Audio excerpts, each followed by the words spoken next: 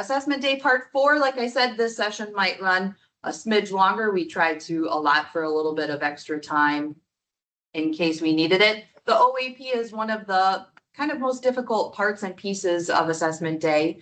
We find that it's the least completed institution-wide throughout all the programs, but to be fair and give faculty credit, I think it's because either A, they run out of time, or B, they're simply not quite sure what to do, right? They haven't gotten the support that they need to help them complete that outcome assessment plan. So we're going to talk about that today with our presentation that I have in another tab as well. Embedded below is a PDF for immersive readers to pick up. We'll place the recording here after it occurs. I did try to embed a survey, but I have the direct link to it in case that embedding fails. And you'll see a QR code to it at the very end of today's session too. It's a 5-question survey. We really do look at those and appreciate your feedback, thoughts, opinions, etc., suggestions. All right. So we're talking outcome assessment plans, and we're going to brew the plan. All right, here we go. Let's get into it. We're going to review parts 1 and 3 a little bit for you with all the deliverables. We're going to break down the definition and an OAP in itself. We're going to show how less can be more with some sample OAPs. Then I'm going to take that template and kind of break it down for you as well. And then provide 3 different divisions of 3 different OAPs here at BTC for the academic year 25-26. So that's why we could run a little bit over. We will see how the timeline works today. Okay. So the 4 deliverables, a little bit of review, right? So we started with, and we have recordings for each of these, course coverage reports, right? Which can be run at any time. Those are essentially maps of where the tags are at a course level in Blackboard, right? Whether it be course competencies, program outcomes, college-wide core abilities, whatever tags you have in that course, that's what you're seeing in a course coverage report. Then we talked about deliverable number 2, which is a program assessment map. And it's a map of the tags at a much bigger picture, program level, right? You can incorporate and include that IPA model, which was the introduce, practice, and assess. You don't have to, but why is that a great visual? Because if I see my students struggle on this one assessment in this one course, I can look at the whole flow of the program and say to myself, when did I introduce it for them? And how often did they get to practice it before I assessed them? And was that enough practice? Was it too early on assessed? Things like that. So typically you see your program outcomes and your college-wide core abilities, the tags, the bigger picture of the map here. This is something we have to create manually and then update at least once a year, right? Like look at it, reflect on it. Do I need to update it? Do the tags need to move? Have my program outcomes changed? Things like that, okay? And then the last time we looked at the analysis, right? Which it's opening up your OAP from the following year or from the previous year, I apologize. Analyzing, did we meet that goal or goals? Were they met or not met? And if they were met, we kind of close the loop out, right? And if they weren't met, we carry it on onto the new OAP, which we're going to talk about again today too. So what a new OAP is, and we'll break it down further, is a drafted outcome assessment plan with the next year's goals, both newly drafted goals or continuing goals from the previous years that were not met. And if applicable, I mean, I would love to start seeing some additional documentation or some data placed in our assessment day stuff, even if it's linked somewhere, right? Like I ran this performance report through Blackboard. It told me they were struggling here, and now here's how I made my plan, right? Some of the data that showed how we needed to make that improvement, why, but where and when, we're always talking about putting it within our program specific folders. I have that linked for you. That your links for all your programs are housed in the assessment day module of faculty resources. And assessment day is May each year, but we are aspiring for more year-round assessment practices. We really hope that you don't open that program specific folder one day out of the entire year and then don't do anything with it again, right? We hope that like at the start of a semester or at the end of the semester, you're reflecting upon those assessment plans and goals and continuing to strive toward meeting them, right? Assessment day this year is a little bit later, May 21st, Thursday, May 21st. And that's after graduation as well. So a little bit different, just to give you a heads up on that. What questions do we have from the review prior to continuing? I want to make sure all 4 of those deliverables make sense. Any questions? When do the program specific folders open up for like next year? Like, John, when do you typically open those up? I think we've opened us up in October-ish. September, October, like right away when Castle starts meeting again, Okay. we open So up. they're not open in August when classes start, so the course coverage reports could start being put in there yet? Yeah, that's true. Okay. But you could save them internally on your own device, and then as soon as they're ready to go, boom, plop them in, you know. All right, just wondering. Good, that's a good question. Good question. All right, so let's define an OAP, especially because it's an acronym as well. It's an outcome assessment plan. Sometimes we refer to it as an intervention plan. Tiffany will often call it an improvement plan. Maybe it's an action plan. It's a goal even too. It's targeted and specific. So I am going to reference what is called a SMART goal, and that's a little bit harkened back from my K-12 experience. But honestly, if you ensure that it is a SMART goal, then you are knowing that the goal has, you know, like metrics tied to it, a timeline tied to it, all of those things, which is a lot of the stuff that we're looking for too, right? It makes it more realistic and feasible as well. But really, what is our ultimate goal? Our goal is to improve assessments for our students, right? We're referring to data and metrics. Very often it's student academic performance, but it doesn't have to be solely that. We could look at the submission rate of an assessment. We could look at the progress rate of an assessment. And then we make goals to improve those assessments on the behalf of student success, right? Okay, continuously improving student assessment. That's what HLC is looking for, and that we're documenting it, okay? So that's the definition. Breaking it down a little bit further, right? What would I do to even go about starting to do an OAP? Well, step one, I would pull some data. And I keep saying it again and again, but we have tons of data at our disposal. Use what you have, what works for you, what helps you identify things, right? It can come from Blackboard course level analytics. There's reports in there that we can run. We can use smart evals from our students and see what they're saying about our assessments. It could be a third-party tool if you have one embedded and integrated within your Blackboard courses and students are taking assessments in there, then you might have some other metrics in that tool, right? Blackboard pyramid, obviously we look at, but I even talk about student emails with questions. And that might seem kind of weird to us, but if I get 5 emails from students with the exact same question about this one assessment, chances are I need to change the instructions of that assignment, right? They didn't understand. I needed to fix something. So even that's data. I had these 5 emails. I get emails every year about this one assessment, and I obviously need to fix it up. I need to change some things with it, okay? So then we interpret those results. Are there patterns? Can we look at 2 semesters worth of data? Can we look at, you know, data from multiple semesters? Are there gaps with lowered performance? And are there trends over time across the program that you're seeing? They underperform on this course competency here early on in this course. And as a result, this program outcome is also getting a poor performance, and it's very much related to this course competency, right? So that's a trend that tells me I need to put some new assessments related to that skill in both the course and program more, right? Like I need to add more assessment for it. I need to add more practice for it, things like that. So with the interpretation, right, we want to brew the plan. We want to tie it to a measurable outcome. It doesn't have to be a program outcome or college-wide core ability. We often do the bigger picture level outcomes, but it could be a course competency as well. Absolutely could. We need to have metrics and data attached to it, whether it's academic success, again, submission rate, the progression, something that we can improve a number to. And then we will decide if there are any other unmet OAPs from the previous year, right? If I didn't meet one of them, then I would continue that. So from your OAP analysis, If the OAP was not met, we'd continue that on to the next year's OAP too.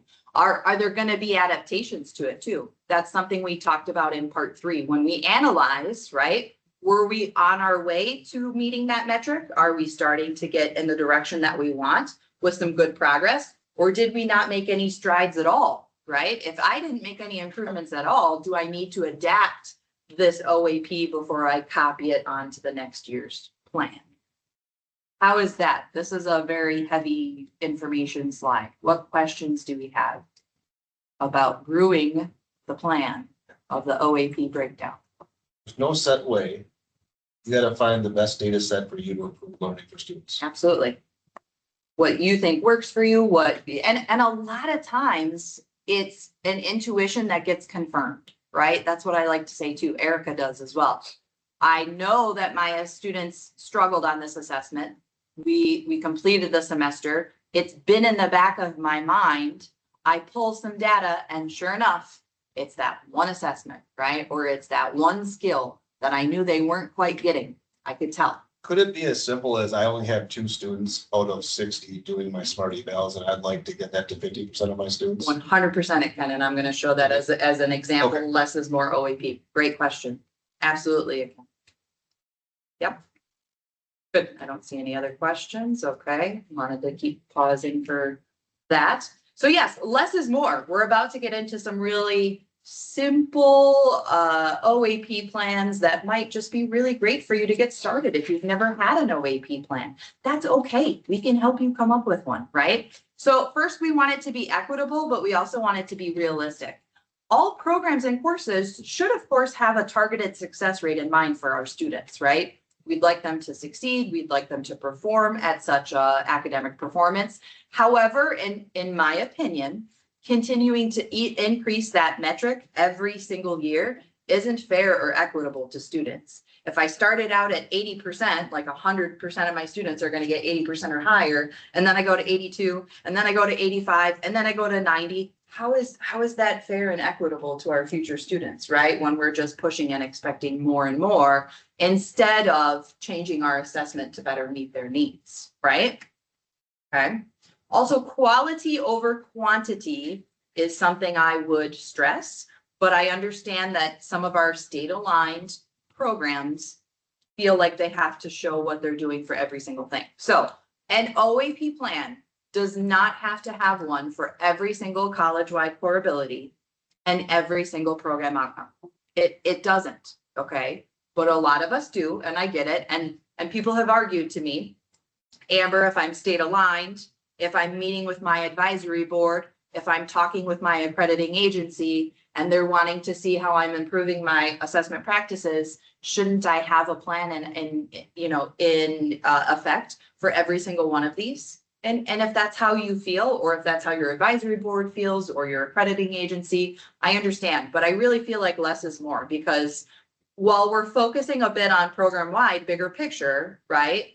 But a less is more with quality over quantity allows us to make sure that that very specific and targeted intervention is working or isn't working. When we have 5 to 8 plans going on all at once, that becomes a lot to manage, right? And a lot to kind of like juggle. And it's harder to know, why is this one working here, but this one isn't working here? I mean, hopefully that makes sense. So again, a SMART goal kind of broken down is it a specific goal? Is it really targeted, right? Do we have measurable metrics tied to it? And we're going to bring this up again later.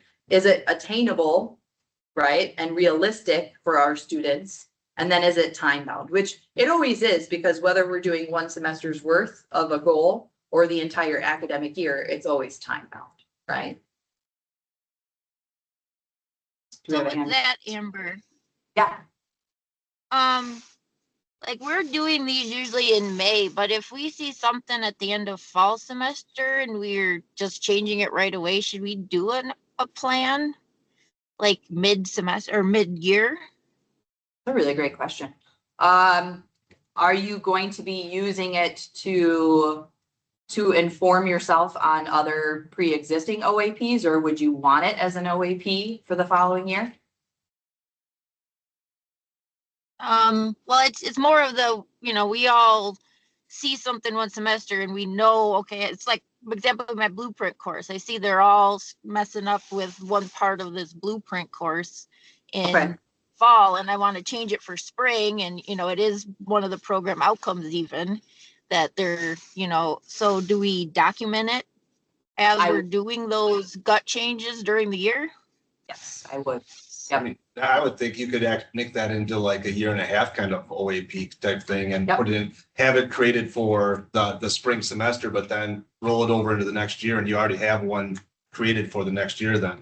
I totally agree, I right? think So that's a like, really good strategy. If you see Yeah. that a change is needed, why would you wait until May? Yep. You would want to start to collect the data and make the improvements as soon as possible so that the students that you have currently would be impacted right away. Mhm. And you're not like having to wait a year. and as you're documenting it, I would say like, we did this in the midst of the academic year at the end of fall term. I only have spring data to tell me how that change went. I'm going to continue it, like you would just reflect on that. I'm going to continue it now into a new academic year to see if I get continued improvement with it.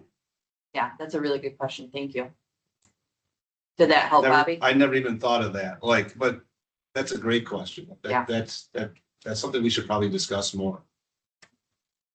Yeah, like how do we document this as we're doing our work? Because, yeah.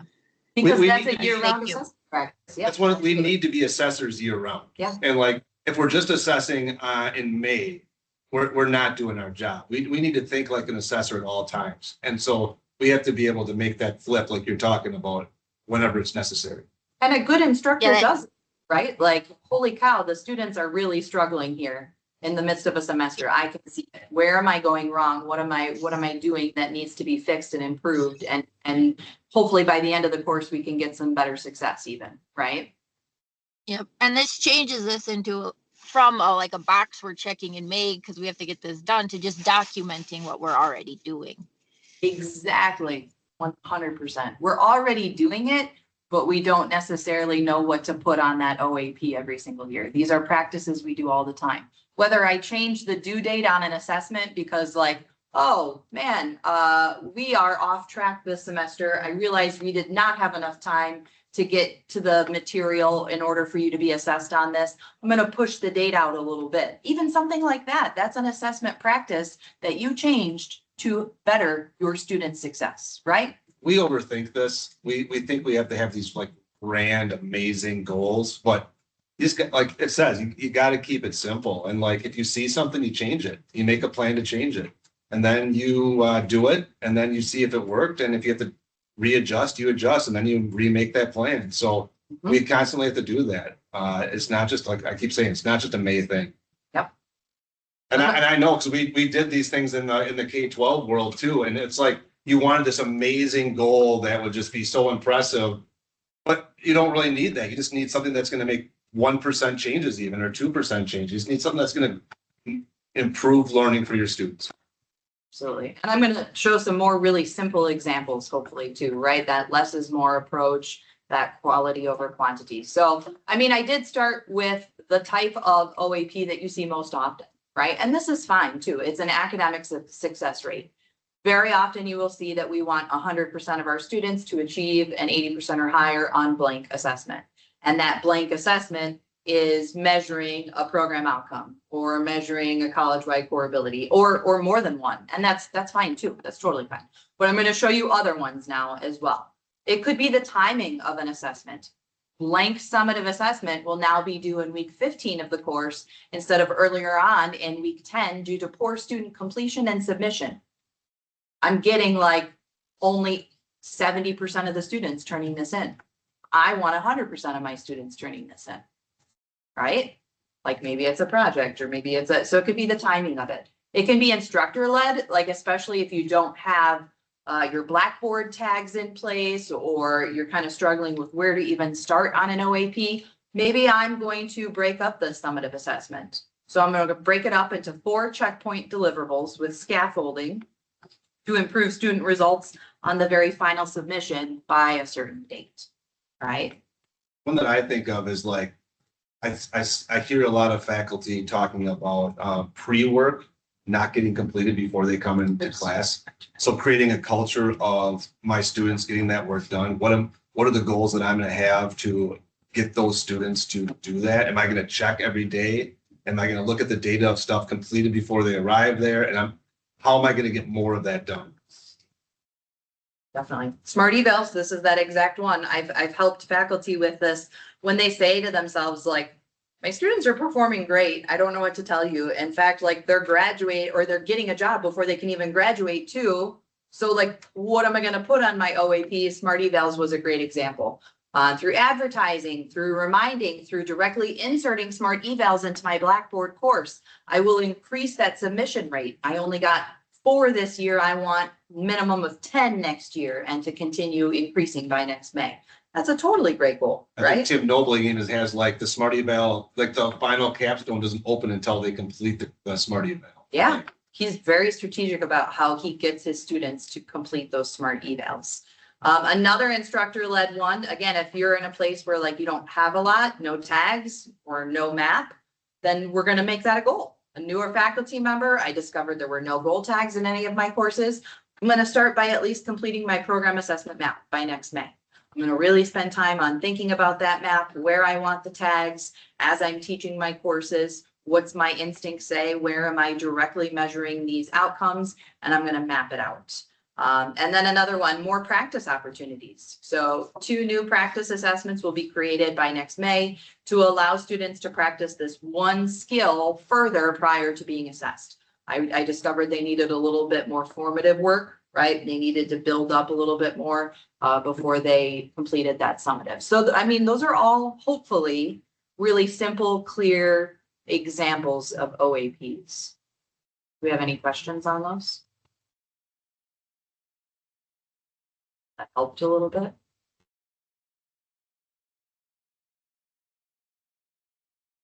All good OAPs, all good assessment practices, okay? We have 2 ways in which you can complete an OAP. We do have this Word document template, right? That a lot of our faculty use. They're in in those program specific folders, you have like the example documents that you can use, so you can make a copy of it. And I'm going to break down that Word document template in just a second. But I do want to let you know, and I advertise this specifically to programs that have accrediting agencies, you can complete your OAP in WIDS. It's actually quite easy. And yes, I did just say easy and WIDS together in the same sentence, but it is true. I can write one OAP plan with a faculty member in WIDS in 20 minutes or less. And that file can then be exported really easily, your OAP. There's like a quick prints of your OAP.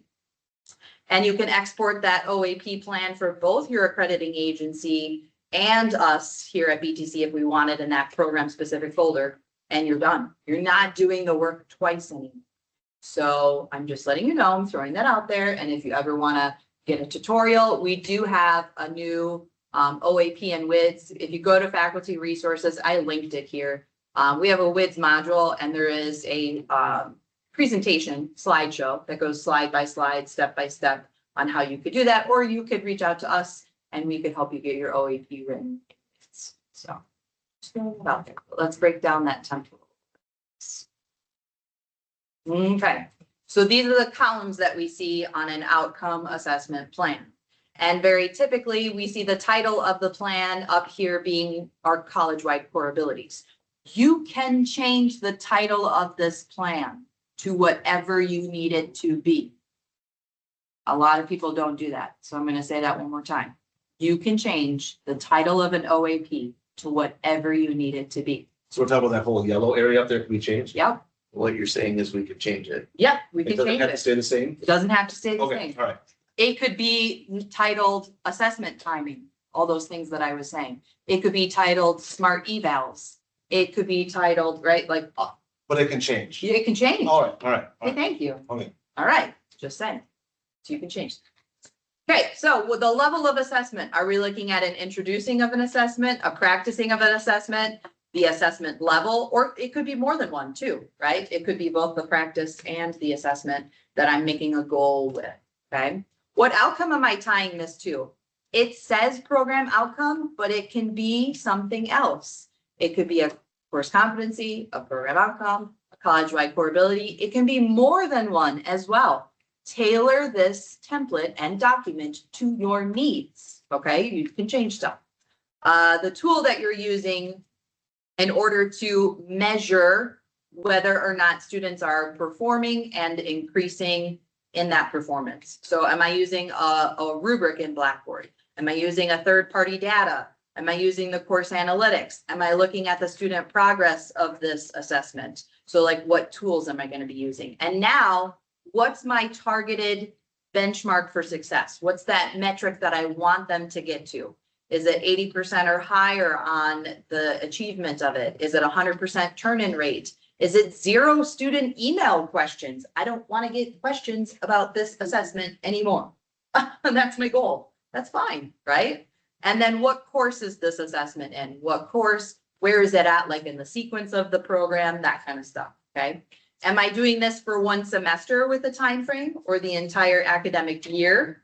And then lastly, responsible party is like who? Is it all faculty within that program, right? Is it only the faculty who teach that course? Is it just me because I'm all by myself, whatever the case is? And if you have some documents, that's awesome, right? Like link it in there or just put your data and your documentation in the program specific folder too. That's also fine, right? I would love to see more data. I would like, here's my performance report from Blackboard. I'm attaching it, and that's how I came up with my goals, right? I know I'm getting towards time already, but I am getting close to being done. I think I need to pause one more time. What questions do we have on that template? Because very often I think we're not sure what to put in that template, and I understand. I do. Any questions? Good. Okay. Sorry, it's a lot of me talking. So our OAP plan, right, just to kind of sum it up, combines new targeted specific goals for different assessment and learning outcomes, but also combines OAPs that were not met from the previous year with our analysis carried over, and then some possible adaptations if we think we need it, right? Because we didn't make any improvements at all. Maybe I have to tweak that OAP plan from last year before I carry it over. And now I just have 3 different division examples to show you. If you have to leave, I totally understand and respect your time, but that's all I have before we're done. I just thought I'd show. This is, I'm not going to say the program. You'll probably be able to figure out which program it is as we kind of go through it, but I did get their permission. Okay.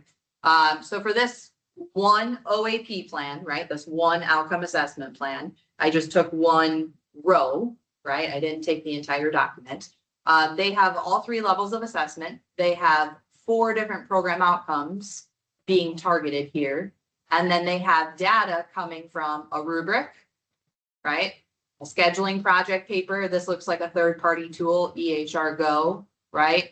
And then a checkoff form, which is probably like a physical piece of paper. So they're getting multiple data points, and their benchmark for success is that 80% of students will complete the checkoff for these on the very first attempt. There's 3 courses being used for these checkoff processes. They're doing both semesters. All program instructors are responsible for this. So let's give some feedback, and these individuals were interested in getting feedback. Do we think this OAP is specific?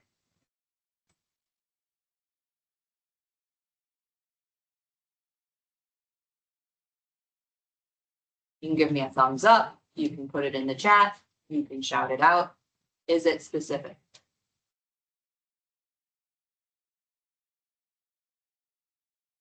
Okay, Michelle gives thumbs up.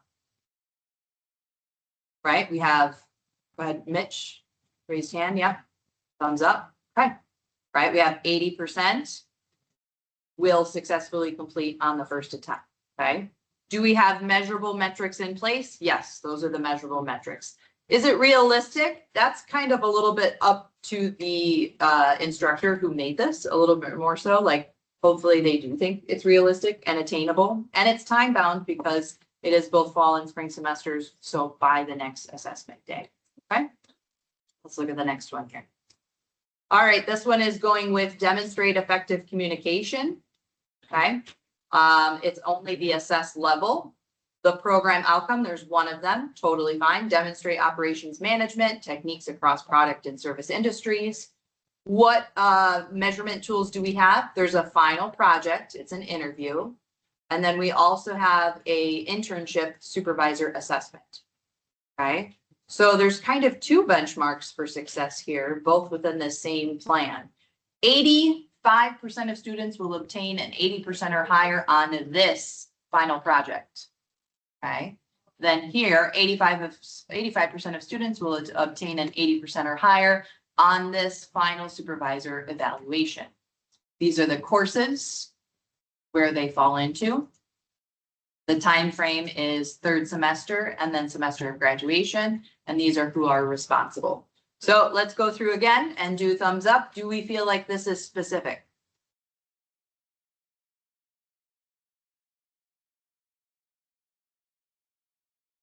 Give me thumbs up if you feel like it's specific.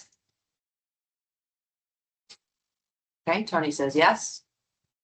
Michelle thinks it would be better as two separate line items. Okay. Okay. Is it measurable? Feel free to give me thumbs up there too. Thumbs up, thumbs down. Can you do thumbs down? I don't think you can, man. I don't know. Michelle thinks it's specific. I agree. Those are very specific metrics, right? 85 will receive 80% or higher, right? So you get however many students, you determine what's your 85% of those students, and then did they meet that 80% or higher? So yes, I agree. I would be fine with the person splitting it up into two rows. That's fine. But yet at the same time, I think both of these are measuring this one program outcome, right?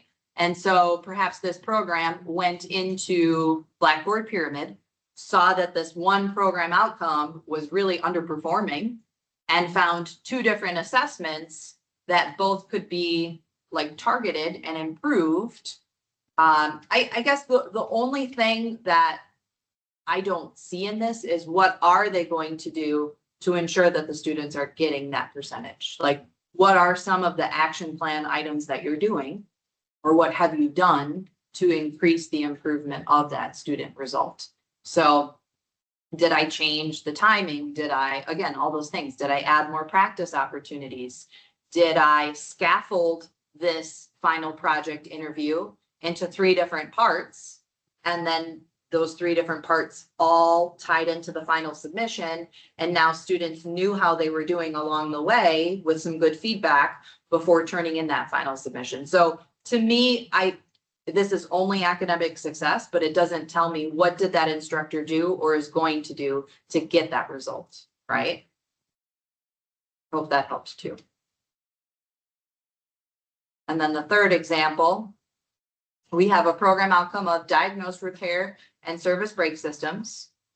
The assessment itself is a final course exam. And then we want 90% of students to score 70% or higher on this course final exam. It's this one course. It's spring 2026 only because I'm assuming that's the only time frame that this course is offered. And then the lead of that course is responsible for it. So let's say to ourselves one last time here, is this specific?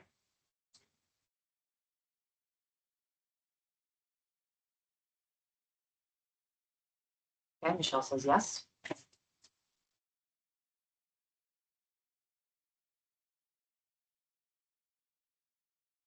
Is it measurable? Okay. I mean, we do have metrics tied to it, but again, what's being done to make sure that 90% of those students get 75% or higher, right? So to me, I would like a little bit more details on that. Like, what am I doing to prep my students for that final exam? And am I doing anything differently there? Okay. Or did I change the number of questions? Did I, add some new questions in? Did I run a report in Blackboard Ultra that showed me the breakdown of my questions on this final exam, determined that some were too easy And now I'm going to change those questions. That would be extremely specific. I hope that helps. Yes? That would be extremely specific. I ran this report, the question analysis report in Blackboard Ultra. I looked at what the final exam could be improved upon. I did that, and now I'm hoping this is what students get as a result.